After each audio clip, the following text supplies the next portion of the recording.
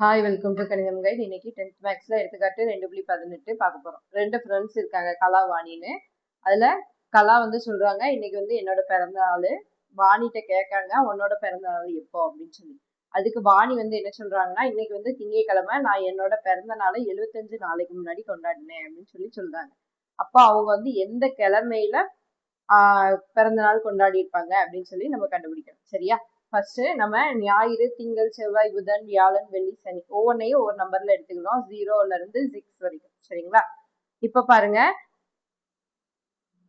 இப்போ நம்மளுக்கு திங்கக்கிழமையில தான் அவங்க கொண்டாடி இருக்காங்க, அப்படிதானே? திங்கக்கிழமையோட நம்பர் என்னது? 1. சரியா? அதுல இருந்து மொத்தம் 75 நாளைக்கு முன்னாடி, அப்படிதானே? முன்னாடிங்கிறதுனால மைனஸ் போட்டுக்கிறோம். சரிங்களா? முன்னாடி கொண்டாடினாங்கிறதுனால -75. சரியா? இப்போ மீதியை தான் நம்ம கண்டுபிடிக்க போறோம். இப்ப பாருங்க, இதுல வந்து மட்டும் என்னதுன்னா, மொத்தம் ஒரு வாரத்துக்கு எத்தனை நாள்? 7 நாள். அதுதான் என்னது நம்மளுக்கு மட்டு. சரியா? இப்போ 1ல இருந்து 75 கழிச்சோம்னா என்ன வரும்? -74. சரியா? இப்ப பாருங்க, இங்க எக்ஸ் வச்சுக்கோங்க, மட்டு 7. சரியா? இப்ப இந்த 74 வந்து -70 -4 அப்படின்னு பிரிச்சு எழுதலாமா? -70 -4 இது ரெண்டையும் கூட்டினாலும் என்னதான் வரும்? 74 தான் வரும். இது எதுக்காக நம்ம பிரிச்சு எழுதியிருக்கோம்னா, இந்த 70 வந்து 7ஆல வகுக்கும் போது நம்மளுக்கு மீதி என்ன கிடைக்கும்? 0 கிடைக்கும், அப்படிதானே? 70 7ஆல வகுக்கும் போது என்ன வரும்? 10 5 70 அப்படின்னு வரும், அப்படிதானே? மீதி என்ன கிடைக்கும்? 0 வரும். அதனால நம்ம இங்க 70 -4ன்னு போட்டுக்கோம். அப்ப இங்க 70க்கு பதில் 0 போட்டுக்கலாமா? 0 -4 சர்வசமம் எக்ஸ் மட்டு 7. சரியா?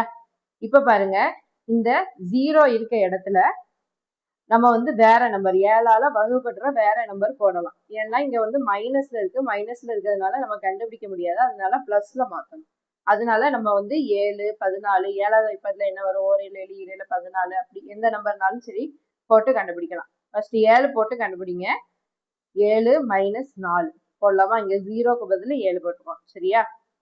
ஏன்னா இதை வந்து பிளஸ்ல மாத்தணுங்கிறதுக்காண்டி நம்ம 0க்கு பதில் 7 போட்டிருக்கோம். சரியா?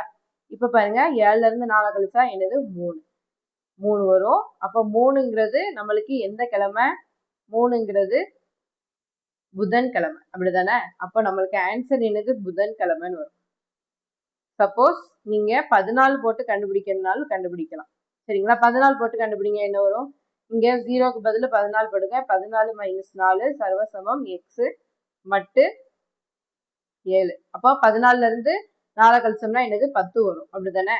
அப்போ இங்க 10 வந்து 7 விட அதிகமா இருக்கு. 10 வந்து 7 விட அதிகமா இருந்துச்சுன்னா ஒரு தடவை என்ன செய்வோம்? வகுப்போம், அப்படிதானே? 10 7 1 7 7. இப்போ 10ல இருந்து 7 கழிச்சோம்னா 3. மறுபடியும் என்னதான் வருது? 3 தான் வருது ஆன்சர், அப்படிதானே? அப்போ என்ன போட்டு கண்டுபிடிச்சிங்கனாலும் 7ஆல வகுப்படுறது நம்மளுக்கு என்னது? ஆன்சர் 3 தான் வரும். சரிங்களா? அப்போ அவ வந்து எந்த கிழமையில பிறந்த நாள் வந்து கொண்டாடி இருப்பாங்கன்னா புதன்கிழமை. சரிங்களா? 3ங்கிற நம்பர் என்ன கிழமை? புதன்கிழமை. சரிங்களா? அப்போ புதன்கிழமையில தான் கொண்டாடி இருப்பாங்க. அதை லாஸ்ட் எழுதிக்கோங்க. வாணி தனது பிறந்த நாளை புதன்கிழமையில் கொண்டாடி இருக்கிறாள் அப்படின்னு சொல்லி. இதோட இந்த சம் முடிஞ்சு. புரியுதா புரியலையான்னு கமெண்ட் பண்ணுங்க. தேங்க்யூ ஃபார் வாட்சிங்.